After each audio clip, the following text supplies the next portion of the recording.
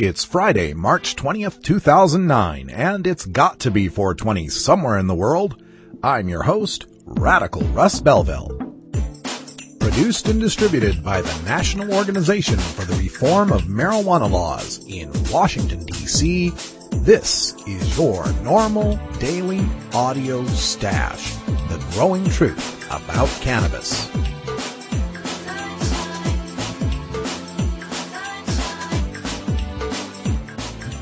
Welcome to the most popular podcast regarding marijuana in all of America and all the world, featuring interviews with scientists, politicians, doctors, prohibition policy activists, regular cannabis consumers, musicians, and NORML staff and NORML's board of directors, along with music and comedy no other podcast can offer.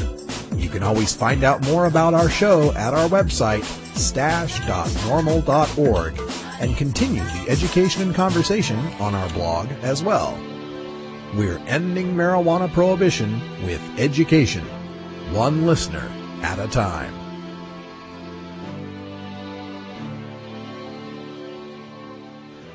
The podcasting and blogging technology for the NORML Daily Audio Stash is provided by Red Aphid Interactive Media. For your professional web design needs, visit redaphid.com. Good day, Stashers, and welcome to the podcast, and welcome to the first day of spring. No, not that kind of spring. Yeah, that kind of spring. It's nice to see the temperature starting to come up and more daylight hours. And of course, those of you who are outdoor growers know that springtime means it's time to start thinking about your grow site. And that leads me to a very important announcement here at the Daily Audio Stash that I'm very excited to make. And that is a new collaboration between the NORML Daily Audio Stash and High Times Magazine. Starting today, you're going to hear Danny Danko, the cultivation editor from High Times Magazine, with Cultivation Corner, and we'll be presenting this on the fourth Friday of every month, except of course this month, which is the third Friday, but let's not get too picky here. And on the second Fridays of every month, High Times senior editor David Bienenstock is going to join us with a preview of the upcoming issue of High Times Magazine, which will hit the stands following his interview. So twice a month now, second and fourth Fridays, you'll get to hear from senior staff at High Times Magazine. If you've got questions for Danny Danko, cultivation questions, send them to me at stash@normal.org, or any questions or concerns about High Times Magazine, send them to me, and I'll make sure that Danny and Bean hear all about it. Been quite a busy day for me today. I started off by going to my accountant to take care of my corporate and personal income taxes, followed up by a 1.5 hour appointment at the Red Cross to donate blood platelets. So it's kind of like I began the day with the government sucking the money out of my wallet and followed up with the Red Cross sucking the blood out of my arm. The blood taking was a whole lot less painful. Now, coming up tonight, I'm also got plenty more to do. Ngaio Bealum, who's the publisher of West Coast Cannabis Magazine and a well-known and very popular cannabis comedian, is coming here to Portland tonight to present a comedy show, 6 o'clock at the Baghdad Theater. And this is a benefit for Oregon NORML, so I will be there, and I hope I meet some other stashers there as well. And joining us to promote the show, Ngaio himself stops in here at the stash for a quick visit. Finally, at the end of the night, I'll be appearing once again on the Cannabis Common Sense show here in Portland, Oregon, which appears on local cable access channel 11 at 8 p.m. Pacific time. You can also follow it in your local market if you're in Seattle or Denver. I believe they rebroadcast them on cable access. Or if you'd like to follow the show live on the internet, you can follow it at ustream.tv. That's the letter U, STREAM.tv. I'll be there live with Paul Stanford from the THC Clinic and Madeline Martinez, the executive director of Oregon NORML. Now, coming up on today's Daily Audio Stash, we've got your hemp headlines with some interesting news from Congresswoman Maxine Waters, who's trying to undo some of the drug war damage wrought by former Senator and current Vice President Joe Biden. In our first interview segment, like I mentioned earlier, we'll be speaking with Ngaio Bealum. In our music for the end of Mary Jane Music Week, we've got It's a Rap Friday with Illegal. And ending up the day, our Cultivation Corner with Danny Danko, Senior Cultivation Editor from High Times Magazine.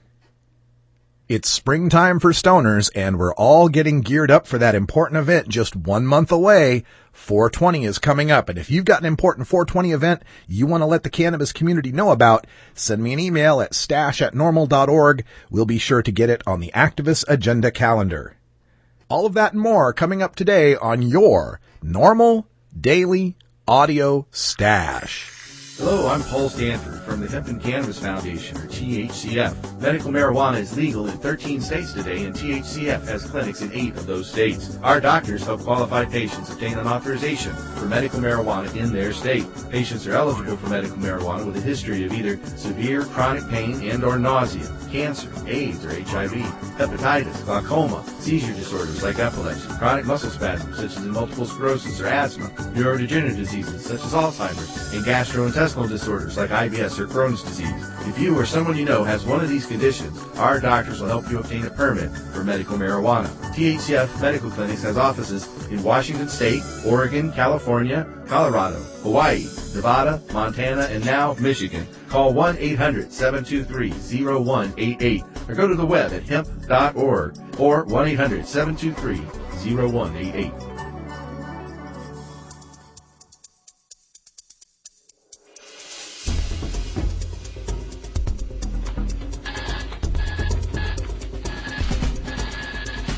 Now it's time to take a look at the latest stories about marijuana from news organizations across America and around the world in our normal daily audio stash, Hemp Headlines.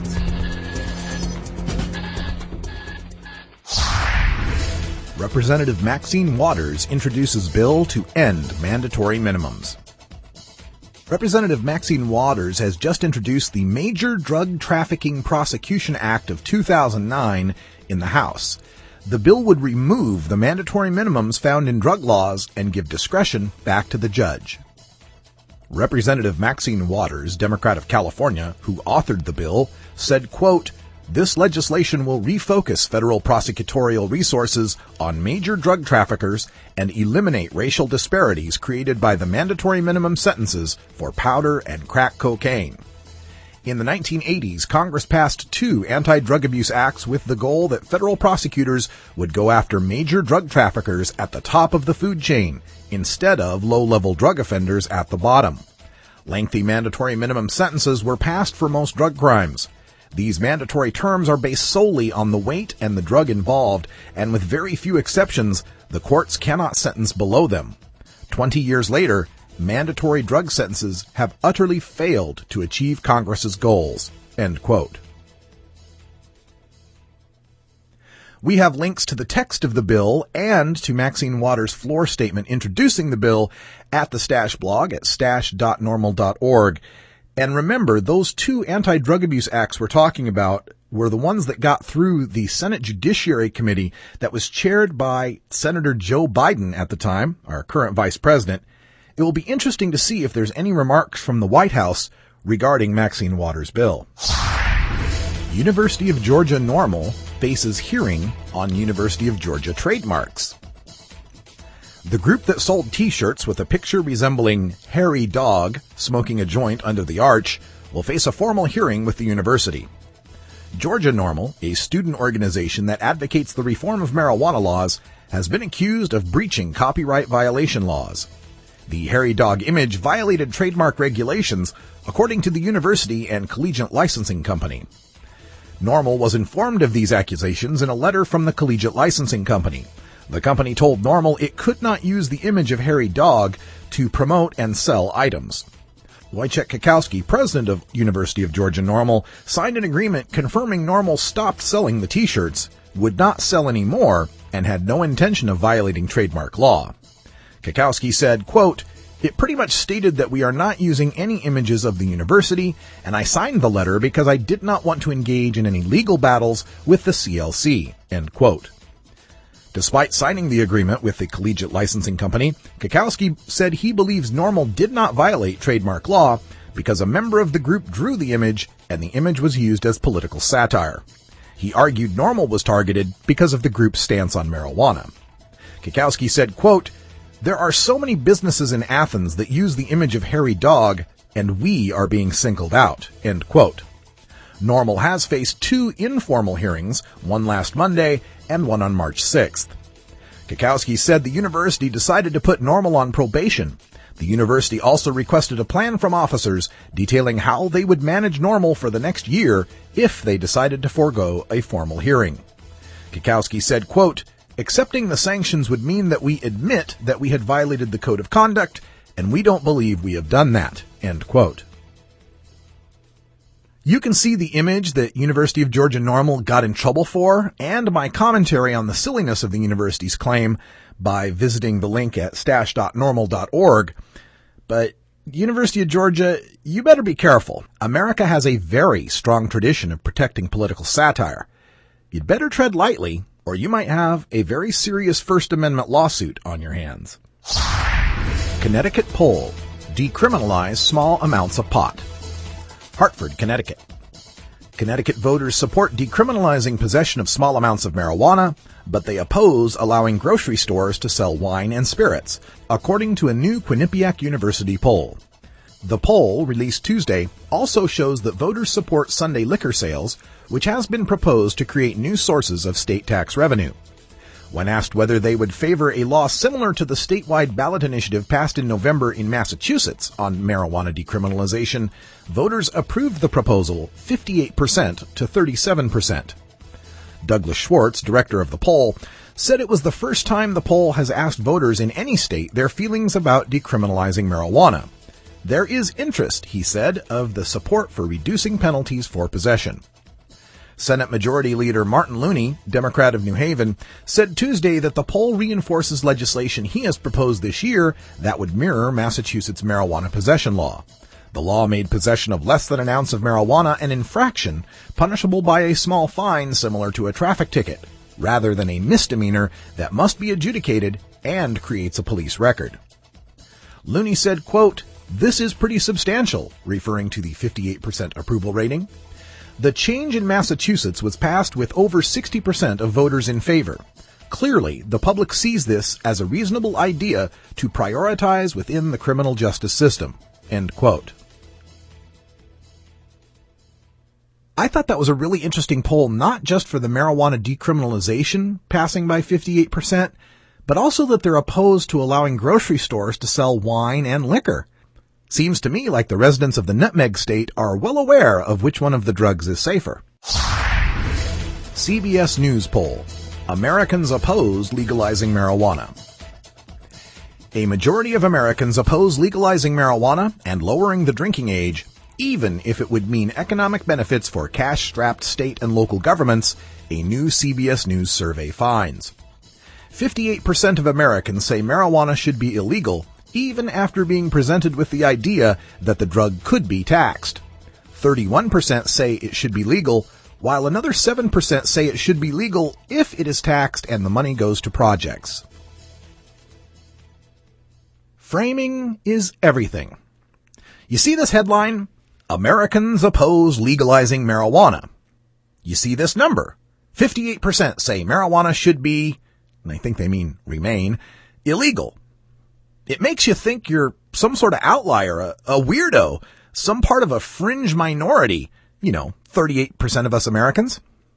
But you could have just as well said, support for marijuana legalization increases 22% when opponents are told it could benefit state governments. But then I did some digging, and I sorted through the CBS News New York Times poll database and found some of these results from the past. In 1998, they asked, "Do you think that the use of marijuana should be made legal or not?" And for making it legal, 41% said yes. But then 1 year before, in 1997, do you favor or oppose legalizing the personal possession of small amounts of marijuana? Only 26% were in support. In 1994, they asked, do you think possession of small amounts of marijuana should or should not be treated as a criminal offense? People who thought it should not be treated as a criminal offense were 40%. In 1986, the exact same question, support was 36%. In 1979, they asked, do you think that the use of marijuana should be made legal or not? The answer was 27% in favor. And then 1978, they asked, should the government restrict the sale of marijuana if it thinks it's dangerous, or should it warn people and let them make their own decision? 41% of the people supported letting the people make their own decision. So these numbers are all over the place. Do you really think only a quarter of Americans supported legal personal pot in 1997, and then 1 year later jumped to 2 out of 5 supporting it in 1998? Do you really think that after 12 more medical marijuana states appeared between the 1998 poll and today, that support for legalization dropped 3 points? Regardless, I'm still happy with the 38% support for legalization, for that fits well with the other polls this year showing support at about 41 to 44%. I'm also reminded that West Coast support is well over 50%, and that for the wall of prohibition to come tumbling down, only one state needs to legalize, and soon the rest will follow. Prohibition was originally enacted one state at a time, and that's how it will fall. The CBS News poll doesn't provide any regional breakdowns, so I'd encourage Katie Couric and crew to commission a California-only poll and see how that turns out.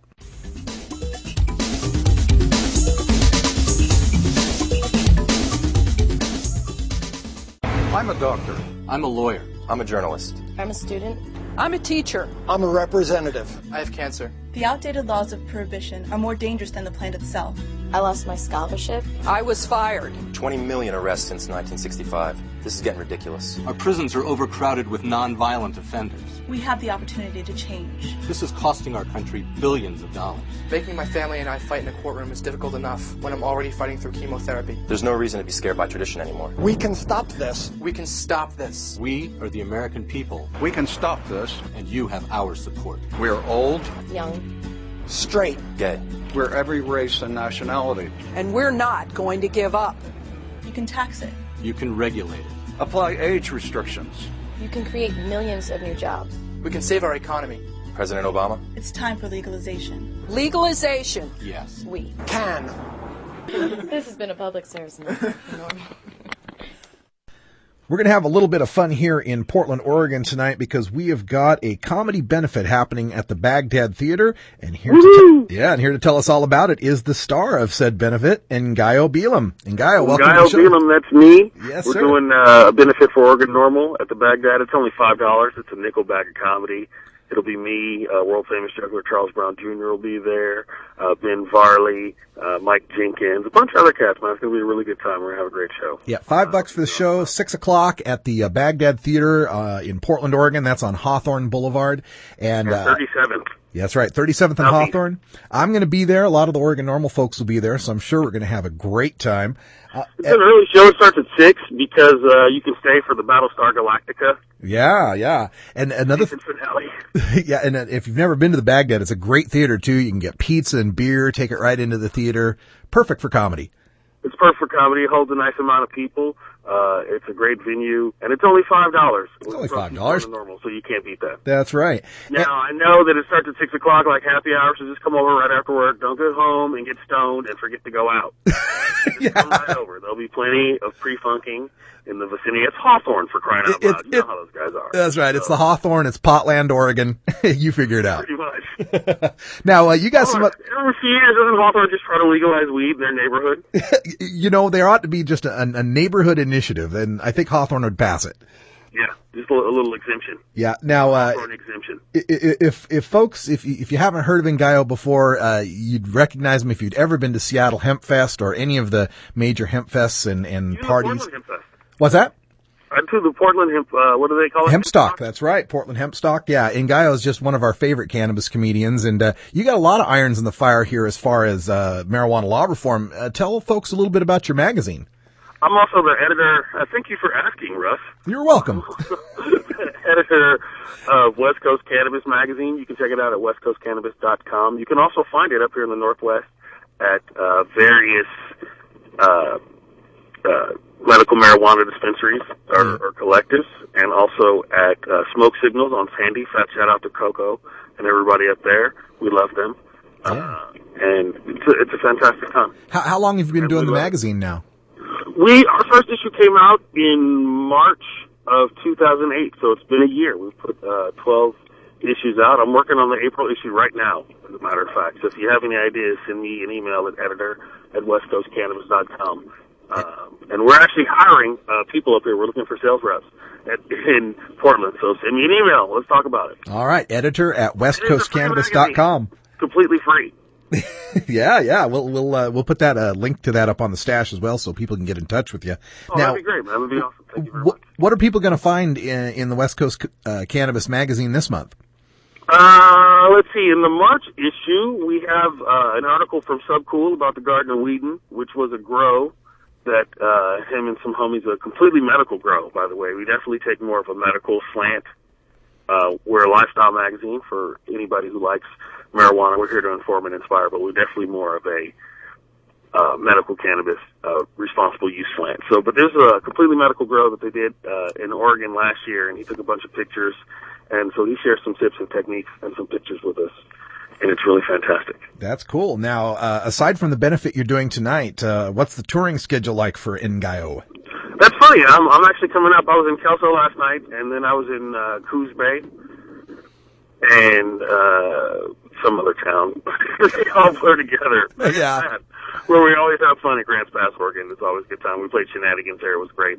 I'm actually going to go home, and then in 420, I'll be in San Francisco with Ed Rosenthal. Oh, wow. That's going to be a good show. Yeah.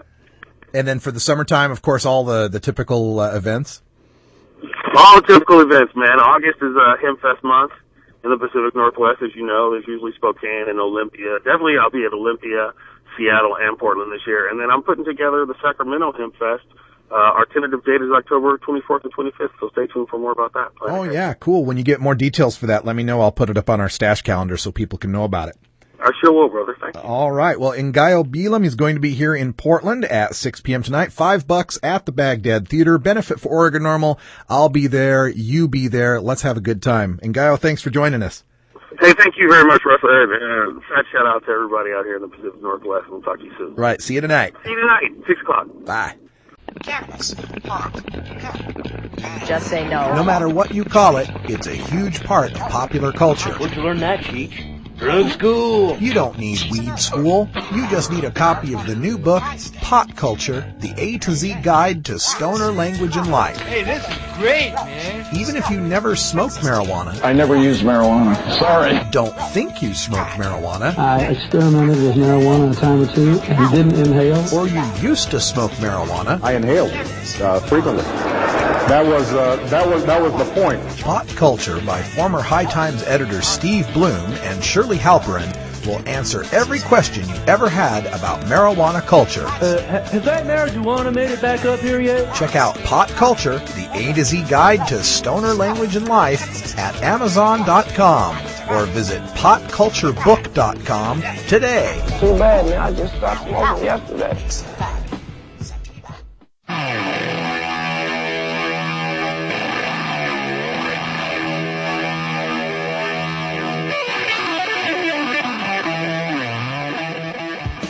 The battle to end adult marijuana prohibition can sometimes seem endlessly frustrating and impossible to overcome.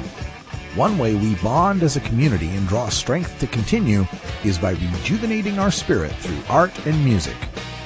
The Marijuana Music Awards exist to recognize those sonic artists in all genres of music who feature a ganja-friendly message to motivate and inspire all the cannabis community. Our daily Toker tunes, brought to you by MarijuanaMusicAwards.com, feature the finest in blues, rock, jazz, hip-hop, rap, reggae, country, bluegrass, and dance music to enhance that 420 feeling and refresh all you stashers for another day on the front lines of the drug war.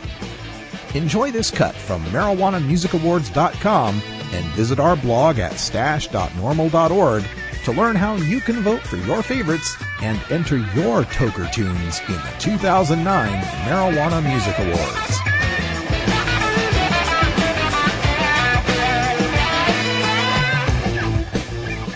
It's a Rap Friday brings us both great rap music and a reminder that today is the last day to enter the 2009 Global Marijuana Music Awards. Today's song during Mary Jane Music Week is a fan favorite by Illegal, Mary Jane. Strong, independent, and lyrically proficient, Illegal's time is now. Recently featured in High Times magazine, Illegal is currently working on her first solo album, The Grass is Always Greener, due out later this year.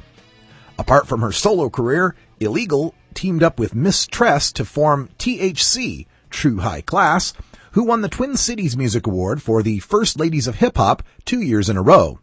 The dynamic duo performed numerous live gigs across the country, including the 2007 American Marijuana Music Awards in Brooklyn. Illegal stays true to her beliefs and conveys a clear message with her music. She fights strongly in support of legalizing marijuana, which is such a positive force in her life that she will do all she can to reach the millions of people who feel the same way. Illegal's lyrics come from the heart, and she is not afraid to say it like it is. She is here to help change many lives. Her message is about more than hip-hop and music. It's about life. Illegal's sound is unique, heavy with angst, and she can be heard loud and clear, fusing hip-hop with punk rock and industrial. With a fast-growing nationwide fan base, Illegal has created quite a buzz in the underground scene. There is much to look forward to from Illegal. In her eyes, this is just the beginning. To check out the latest about Illegal, go to myspace.com/illegalhiphop. And registered stashers, you can get an MP3 download of this tune. It's Mary Jane by Illegal. Yo, what's up? Excuse me as I kiss the sky.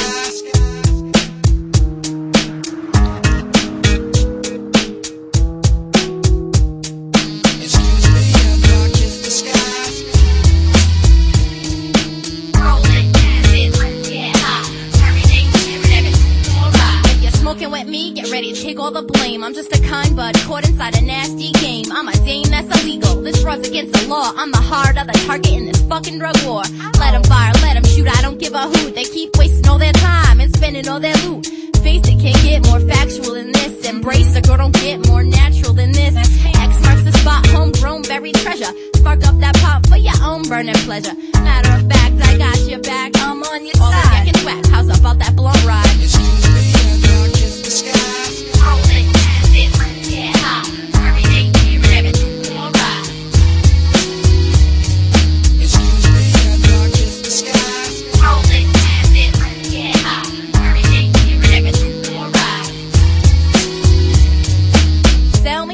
Break me up and smoke me. Roll me tight, get a blunt of light and choke me. That's right. Take a big hit, let it sit for a bit. If you don't choke when you smoke, you're an idiot. Hear a crazy laugh, see a big lazy smile. Feeling hazy now, you'll be suited for a while. You know I got the munchies if you got the cheddar. When you're kicking it with me, life's so much better. I know you're down to blaze up with the best. Been a long ass day, I suggest you rest. I'ma put you to sleep like a lullaby song. See you in the AM when you're packing the bong. Excuse me as I kiss the sky.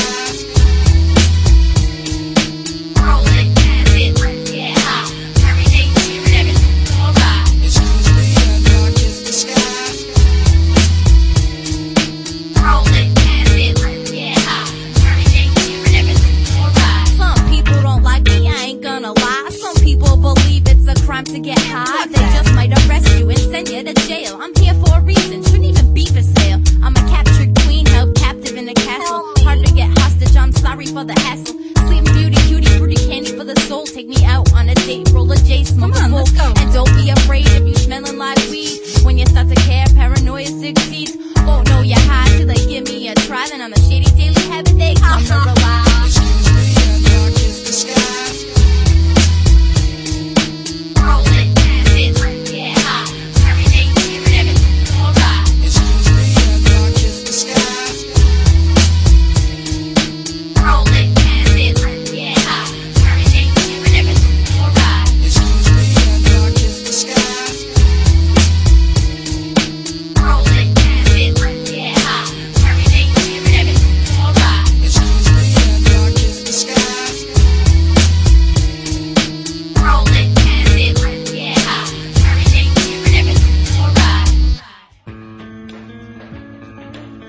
St. Pierre, Executive Director of NORML. Have you heard about the new super pot that's supposedly 20 times more potent than your father's Woodstock weed? Don't believe the hype. Marijuana's THC potency has always varied, even in the 60s and 70s. And the drug czar's numbers are full of, well, exaggerations. While no intoxicant is harmless, cannabis is non-toxic and far safer than alcohol. no matter how much you smoke, of whatever potency, you cannot die of a marijuana overdose. Potency is irrelevant anyway. More potent pot just means you smoke less of it, meaning less harmful smoke in your lungs. This is a prime example of harm reduction in action. Besides, the government already allows the prescription of THC pills. Its commercial brand name is Marinol, and it's 100% potent. Meanwhile, the federal government won't allow dying people to use natural marijuana, no matter what the potency? Does this make sense to you? Learn the facts about pot. Visit NORML.org today.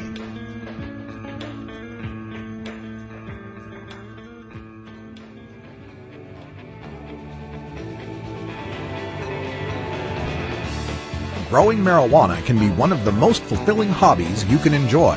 But even if your garden manages to avoid any attention from the man, your garden can still be ruined if you don't know enough about the ladies you're planting, or how their mother, Mother Nature, can turn your sea of green into a fun park for mold, mildew, mites, and more.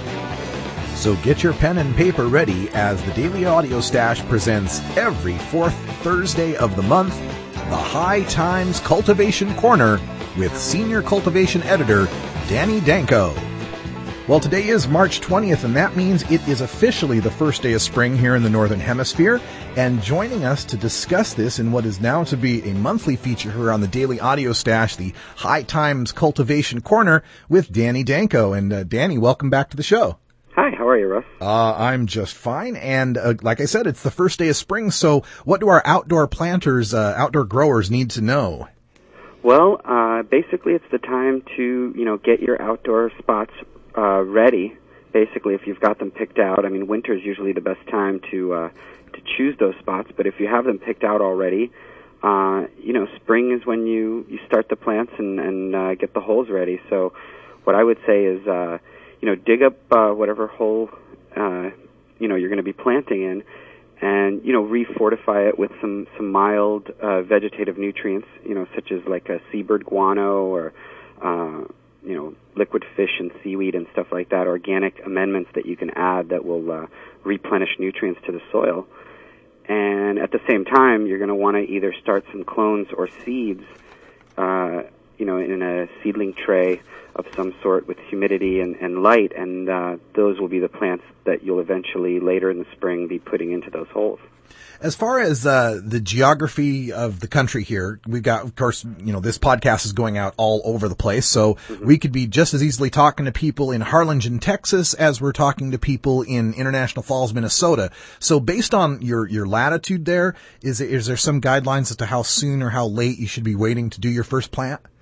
Yeah, well, I mean, the closer you get, the further north you get, the shorter the season's going to be. So you're going to plant a little bit later, and you're going to probably end up harvesting a little bit sooner because you want to avoid frosts and bad weather.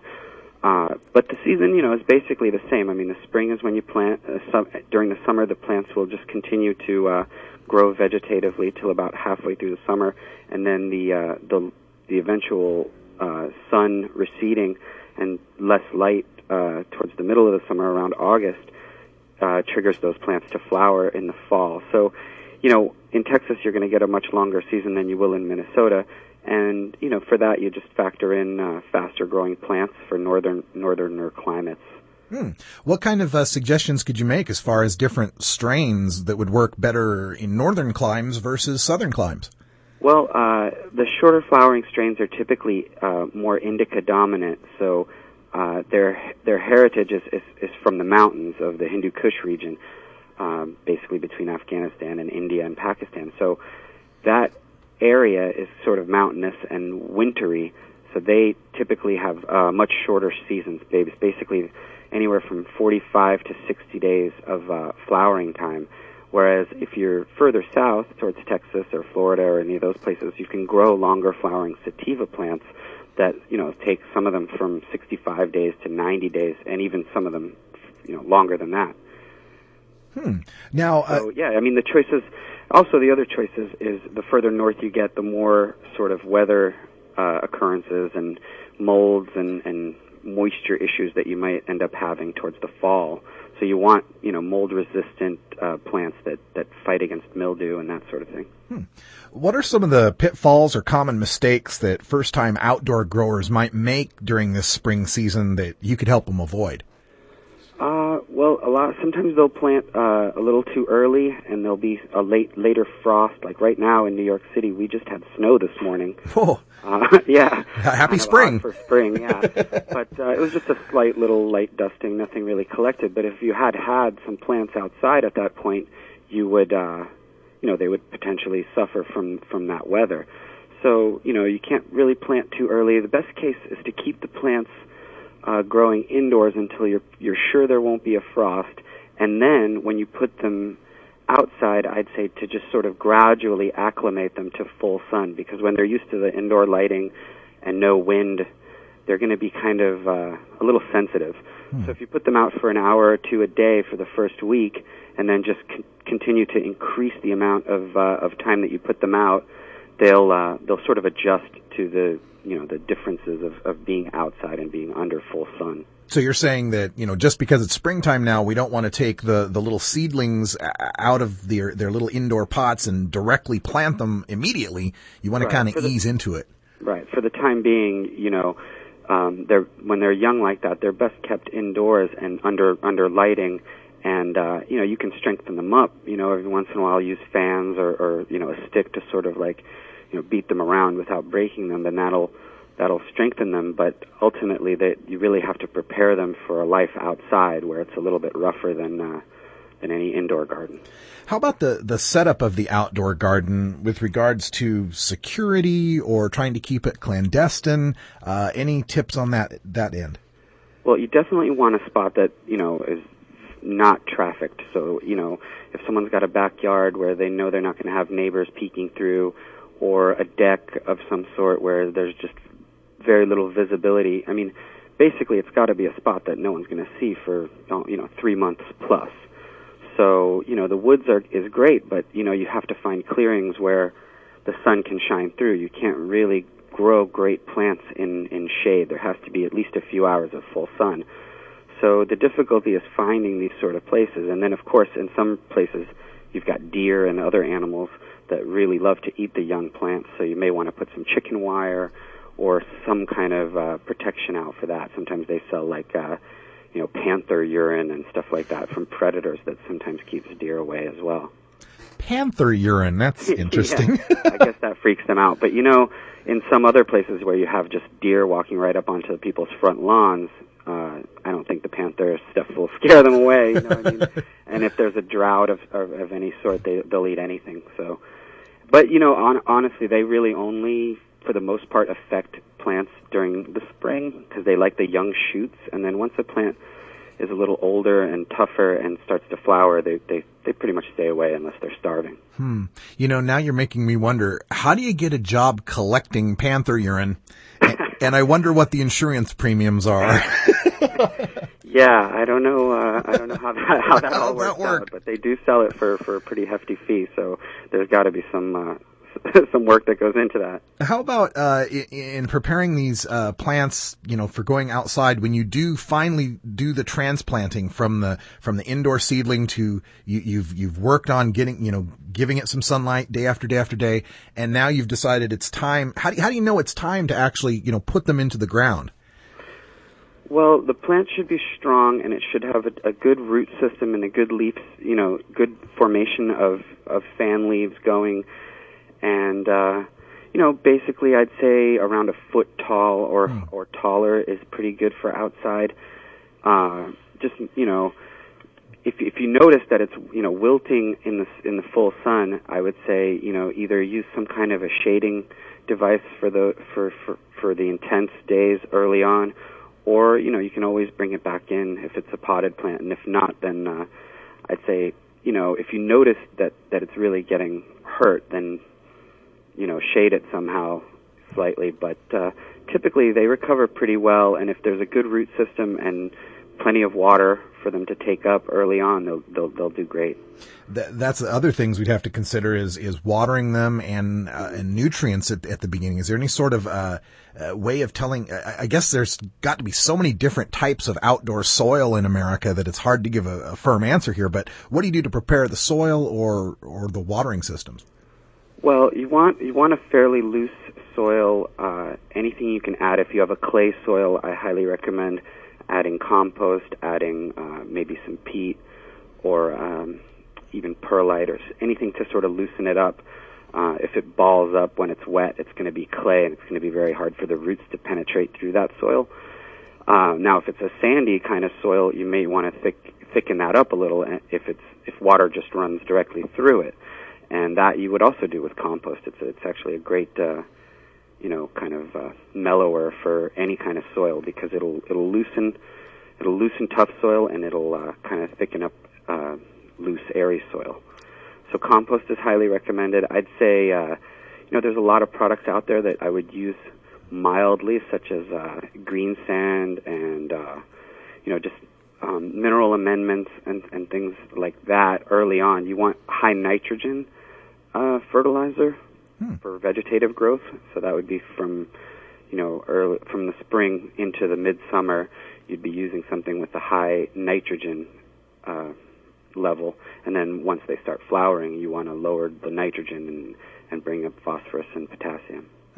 There's so many questions I have about growing. I personally have never done it myself, so I'm going to ask our listeners here if they have questions about growing that might be more intelligent than my own. I'm wondering, is there an email address they can send to you to have the questions answered, or should they send it to me and we'll just go over them on the show, or both? I'd say the best thing is, have them send them to you, and then next month we'll answer some listener questions. And also they're not going to learn everything they can from one radio interview. So I'd highly recommend picking up a High Times magazine or Jorge Cervantes Grow DVD or book, because there's a wealth of information out there, and the only way to really succeed is to have that knowledge in your arsenal. Excellent. Well, Danny Danko is the cultivation editor for High Times magazine, and he'll be joining us monthly here on the Daily Audio Stash. Thanks a lot, Danny, and happy spring. Thank you, Russ. Thank you for downloading the NORML Daily Audio Stash, the growing truth about cannabis. We are produced by the National Organization for the Reform of Marijuana Laws in Washington, D.C. Our executive producer is Alan St. Pierre. Our deputy director is Paul Armentano. Our webmaster is Brian Judy, and web production is provided by Red Aphid Interactive Media. As always, you can catch up on the latest information about marijuana at www.norml.org. And you can interact and download from our Audio Stash blog at stash.norml.org.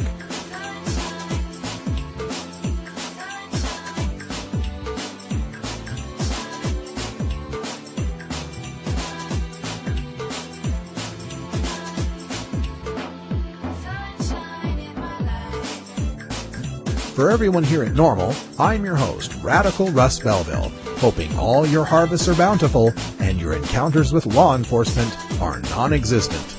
We leave you today with some reminders from our activist agenda at stash.norml.org/agenda. This weekend on Sunday, March 22nd, there's a benefit for Rena Stickler in Portland, Oregon. Check out our calendar for more details. Coming up on Monday will be the sentencing of dispensary owner Charles Lynch, who's been profiled recently in the mainstream media. Tuesday, MarijuanaRadio.com is on the air. And the quote of the day from our own Mr. Spoff, this one from former United States Vice President Hubert Humphrey, who said, quote, "The moral test of government is how that government treats those who are in the dawn of life, the children, those who are in the twilight of life, the elderly, and those in the shadows of life, the sick, the needy, and the unemployed." End quote. It's about time we give the sick people the marijuana they need to help themselves, and the unemployed people the hemp jobs they could use to get back on their feet. We'll be back next week with more news and interviews you can use for the cannabis community. Have yourself a great weekend, enjoy the springtime, and take care of each other, tokers.